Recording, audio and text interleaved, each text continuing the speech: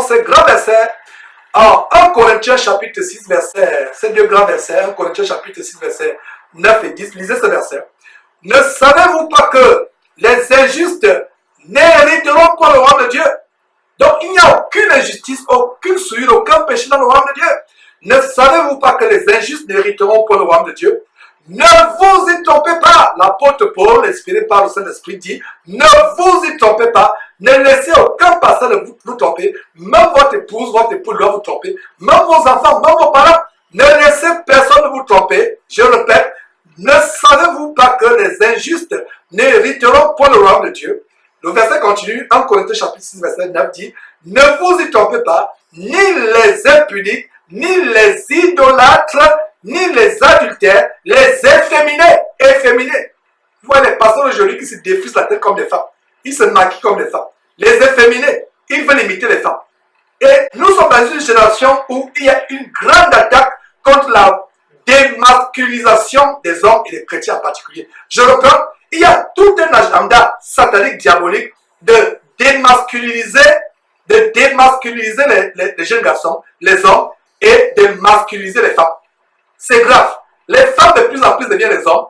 Et quand on dit à ces femmes remplies de l'esprit d'Isabelle de ne pas enseigner, voilà l'agenda aujourd'hui. Vous voyez une femme qui enseigne la parole de Dieu. Cette femme, c'est le véritable prostituée, bordel spirituel qu'il y a sur YouTube. Avec YouTube de plus en plus, tout le monde peut avoir une audience. Et vous les voyez, ayant la mise de prostituée, les grosses boucles, les faux cheveux sur la tête, qui cachent les abominations sur la tête, des faux cheveux, les lèvres qui brillent comme si elles avaient mangé la graisse de porc mélangée avec le sang. Elle vous enseigne. Et quand elle vous enseigne, même dans la gestuelle c'est pour montrer leurs oreilles qui ont des boucles de vanité, leurs tatouages sur comment elles sont doigtées les fossiles, comment elles ont les larges boucles, comment elles ont des greffes abominables sur la tête. Et elles enseignent. Et voilà comment elles entraînent beaucoup de personnes en enfer. Il y a tout un plan satanique de démasculiniser les jeunes garçons et de masculiniser les femmes. En d'autres termes, un projet de féminiser les hommes et nos enfants et un projet de masculiniser nos filles et les femmes en général. Donc, si vous écoutez une femme enseigner la parole de Dieu, fuyez-la. Parce que sur la base de la parole de Dieu, dans 1 Corinthiens chapitre 14, il est interdit à la femme d'enseigner. Dans l'assemblée, la femme doit demeurer dans le silence. Et de plus en plus, et c'est les choses sur lesquelles nous allons mettre l'accent, les femmes qui prennent l'autorité sur les frères qui enseignent dans les assemblées, des femmes qui regerment dans les assemblées. Ma soeur, tu as quelque chose à dire, tu as même un reproche à faire à un frère, attends la fin. Attends un moment propice. Si tu es marié, soumets la situation à ton mari. Et c'est ton mari qui va voir le frère. Et si tu n'es pas marié ou si ton mari est incroyant, tu peux trouver un moment propice pour dire au frère, frère, il y a quelque chose que tu as dit ou que tu as fait, je ne suis pas d'accord avec toi. Mais tu ne remboursses pas publiquement. Parce que sur la base de 1 Corinthiens chapitre, pas 1 Corinthiens, 1 Timothée chapitre 2, à partir du verset 12, lisez mes frères et sœurs, plus tard, examinez ce passage. Il est interdit à la femme d'enseigner, non seulement d'enseigner, mais de prendre l'autorité sur l'homme. Qu'est-ce que Paul dit au sujet de Timothée? Que personne ne méprise ta jeunesse. Même si celui qui te dirige dans le Seigneur, à l'âge de ton dernier fils, le fait que c'est un serviteur du Seigneur, toi, femme, tu dois être soumise à ce jeune. Tu ne dois pas le rembrouer. Tu ne dois pas prendre l'autorité et pire encore, publiquement prendre l'autorité. Que ce soit en privé, vous êtes deux, pire encore publiquement, aux yeux aussi de tout le monde. Ça ne se fait pas. Même si tu as raison, même si ce pourquoi tu reproches au frère est correct, tu as commis devant Dieu un grand péché. Même si les observations que tu donnais au frère sont justes et droites, tu as commis un grand péché parce que tu as pris l'autorité sur le frère. Qu'en est-il de prendre l'autorité sur le mari? C'est pour ça qu'aujourd'hui, beaucoup de femmes ont des maris qui n'arrivent pas à se convertir parce que les femmes n'appliquent pas 1 Pierre chapitre 3 à partir du verset 1, il a dit, femme, c'est par ta manière chaste de vivre réservée, soumise, que tu pourras changer ton mari. Ce n'est pas que le mari a commencé, il a A, toi tu as même dépassé les lettres qui sont après Z. Tu as inventé les lettres qui sont après Z pour te rebeller. Non. Ce n'est pas en ouvrant la Bible, en restant les versets. Tu ne peux pas enseigner ton mari incroyant. Tu ne peux pas lui tenir tête. Ce n'est pas ton comportement. Il est habitué à avoir une femme rebelle, une femme insoumise, une femme récalcitrante. Aujourd'hui, il voit une femme paisible, une femme qui tient bien son foyer, qui ne passe pas le temps dans les réunions de prière et délaisse sa maison, délaisse ses enfants. Mais une femme qui soigne son mari, et c'est un danger. Beaucoup de sœurs aujourd'hui passent plus de temps dans les groupes de prière, que ce soit par Skype, que ce soit par téléphone, que ce soit physiquement, délaissent leurs enfants, délaissent leur mari. Faites très attention, mes frères et sœurs. La femme doit soigner son foyer. Même la recommandation que l'apôtre Paul inspiré par le Saint-Esprit donne aux femmes, les femmes âgées doivent enseigner aux jeunes femmes comment garder leur foyer, leur maison, leurs enfants dans la foi. Matin, midi, soir, vous êtes avec des frères et sœurs. Matin, midi, soir, quand est-ce que vous vous occupez de votre mari, de vos enfants? Et quand le mari va divorcer, vous avez dit que le diable m'a attaqué. Ce n'est pas le diable qui t'a attaqué, c'est toi qui t'es attaqué toi-même. C'est toi qui tu t'es attaqué toi-même. Ce n'est pas le diable. C'est vrai que c'est le diable qui est derrière, mais toi-même, tu aurais pu te consacrer. Sois équilibré. Est-ce qu'elle dit que passer 24 sur 24 heures dans les prières, c'est mauvais? Ce n'est pas forcément mauvais, mais ça peut être dangereux et dévastateur pour ta famille. Si étant marié, tu ne fais pas l'équilibre. Ton mari a besoin de toi.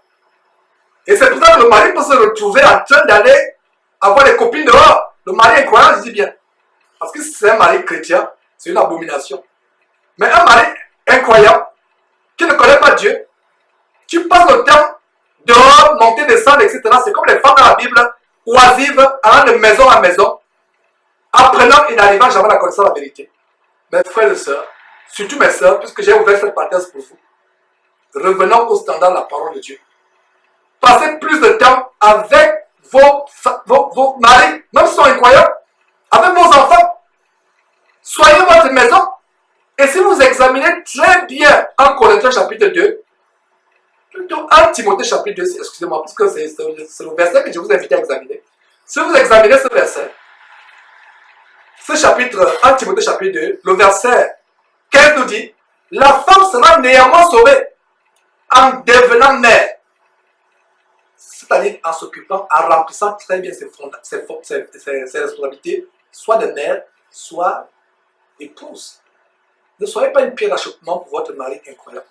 Donc, je reviens sur cette femme qui, le niveau des véritables bordels spirituels sur YouTube, de se maquiller convenablement, des boucles d'oreilles qui pèsent 50 grammes, large, le diamètre étant peut-être de 20 cm aussi, viennent gesticuler devant vous là, en vous enseignant la parole de Dieu. Voilà le niveau d'Allah sur Internet.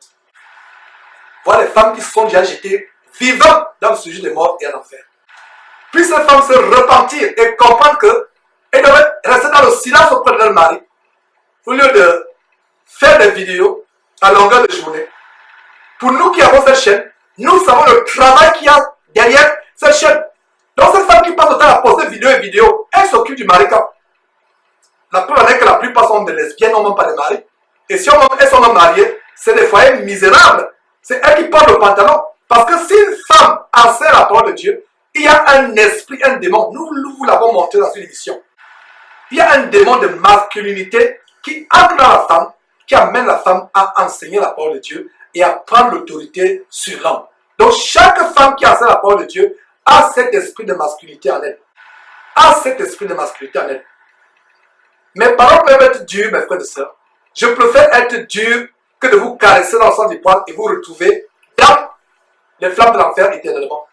Mieux vaut être dur. Parce que nous parlons comme si elles ne comprenaient pas. Et non seulement elles sont égarées, elles égarent la multitude. Vous qui allez mettre des likes, les amener dans leurs vidéos. Voilà comment elles sont déjà jetées vivantes en enfer. Et dans le sujet de mon étant vivant. Malgré le fait que l'enfer n'est pas encore ouvert, mais elles sont déjà jetées vivantes. J'espère que vous avez la sagesse pour comprendre ce que je suis en train de dire. Donc, mes frères et sœurs, s'il vous plaît, surtout mes sœurs, gardez ces paroles dans votre intelligence. Méditez ces paroles et repentez-vous au nom de Jésus-Christ. Repentez-vous au nom de Jésus-Christ. Donc, revenons sur comment ni les impudiques, ni les idolâtres, ni les adultères, ni les efféminés, c'est le mot efféminé qui nous a amené à ouvrir cette parenthèse, parce que nous avons une tendance de féminisation de nos garçons et de nos hommes, même dans le milieu chrétien. Il y a des gens, j'ai parlé des femmes tout à l'heure, il y a des hommes là qui font des vidéos, il y a un jeune homme là qui passe le temps à faire des vidéos. Quand vous voyez d'abord le chignon qu'il a, il met un foulard et un chignon. Parce que quand vous partagez la parole de Dieu, soi-disant, il peut arriver d'abord d'être en prière, de prier Dieu. Quelqu'un qui enseigne la parole de Dieu, il a un chignon là, il met le chignon et sur le chignon, il y a un foulard comme une femme. Quand vous le voyez, vous voyez une demoiselle. Et il donne la morale sur les gens sur Internet. Vous voyez une véritable demoiselle, une femmelette. Vous ne voyez même plus un homme. Il a les cheveux, il fait le chignon, il ajoute un petit foulard, il attache bien. Il lui manque seulement des boucles d'oreilles, le crayon de beauté sur les lèvres ou le rouge à lèvres ou sur les cils. Il lui manque seulement de mettre des faux cils. Mes frères et sœurs, vous êtes sur Jésus-Christ TV. Vous connaissez la vérité vous affranchira. Donc, les efféminés n'hériteront pas le royaume de Dieu. Voilà. Ne savez-vous pas que les injustes n'hériteront pas le royaume de Dieu? Ne vous y trompez pas. Ni les impudiques, ni les idolâtres, ni les adultères, ni les efféminés. Ces gens qui s'habillent comme des femmes, comme Morgan Priest ou tous ces femmelettes qui font des télévisions, qui font ces femmelettes-là démasculinisées, qui sont maintenant comme les femmes, qui se permettent de profaner la parole de Dieu. Comment vous avez le culot de prononcer le nom de Jésus qui est étant efféminé? Comment vous avez le culot de tenir la Bible sur entre vos mains étant efféminé? Et il y a des gens qui les suivent. Continuez à les suivre. Nous ne donnons pas les choses que les gens aiment. Nous donnons un évangile dur qui dérange. Mais ceux qui ont le cœur à Dieu, même si le cœur est d'abord dur au départ, ils vont comprendre, ils vont suivre le Seigneur Jésus-Christ. Pas Georges. Nous ne faisons pas les disciples. Ne me suivez pas. Ne me défendez même pas. Il y a un Crasso dernièrement. Il y a eu une avalanche. Ces disciples sont venus comme des essaims d'abeilles. Ils sont venus comme des essaims d'abeilles. Ils sont venus comme des essaims d'abeilles, pulvériser des vidéos pour le soutenir sur Internet. Si quelqu'un me calomnie, comme quelqu'un qui a dit, cette chaîne abominable de Casanema, ils ont dit que j'ai tué toute ma famille. Je peux dire que j'ai gardé le silence pendant 1 an. Et plus tard, Dieu a ressuscité la famille qu'ils avaient dit que j'avais assassinée. Et quelle honte! Si la honte tuait, ces gens seraient morts. Donc, si quelqu'un parle mal de Georges, ne me défendez pas, s'il vous plaît.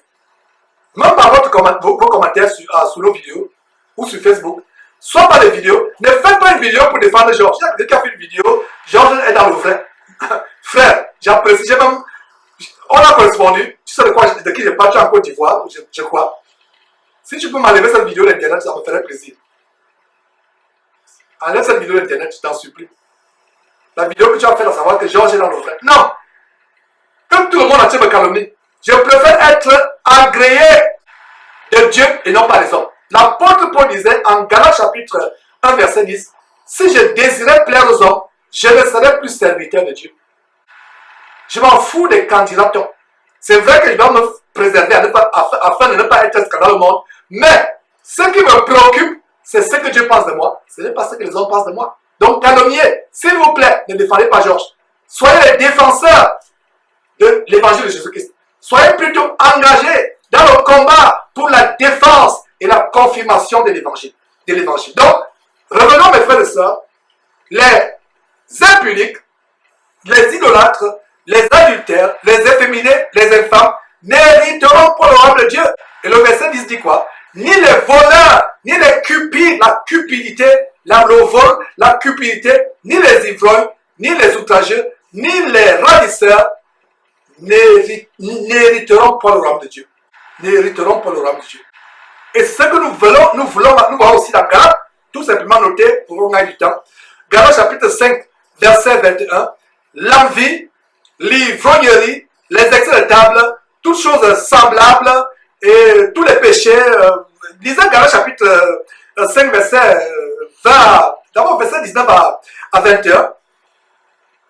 Les péchés charnels, l'impudicité, la fornication, l'ivrognerie, l'envie. L'envie. Envier les choses des voisins ou de vos collègues ou de vos frères. L'envie. Les excès de table. Non seulement l'ivrognerie, les excès de table. Si vous ne sentez pas la nourriture à l'œsophage, vous ne stoppez pas. Les excès de table, les choses semblables, je vous dis d'avance, comme je l'ai déjà dit, que ceux qui commettent de telles choses, n'entreront point, n'hériteront point le royaume de Dieu. Vous voyez comment c'est difficile, mes frères et sœurs, d'entrer dans le royaume de Dieu, parce que dans le royaume de Dieu, aucune souillure ne sera tolérée, et c'est la 9e révélation que nous sommes en train de voir. Et nous avons aussi Éphésiens, terminons cette section par cela. Éphésiens chapitre 5, verset 5, notez, Éphésiens 5, 5. C'est facile de retenir, Éphésiens 5, 5. Car sachez-le bien, aucun impudique, aucun impur. Qu'est-ce qu'on a vu dans Matthieu chapitre 5, verset 8 tout à l'heure? Heureux ceux qui ont le cœur pur, car ils verront Dieu.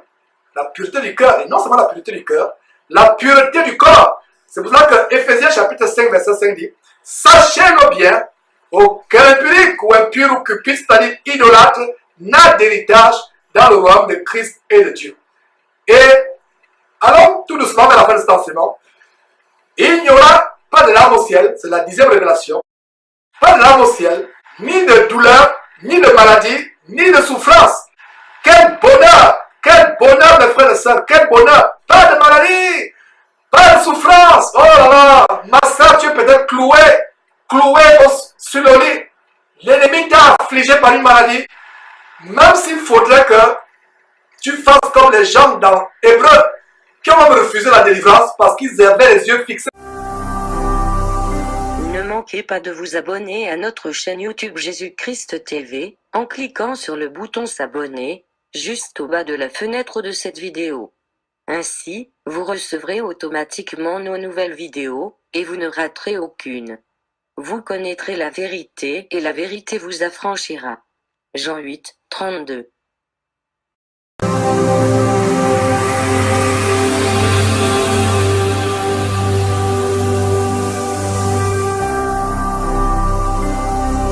Jésus-Christ TV, vous connaîtrez la vérité et la vérité vous affranchira.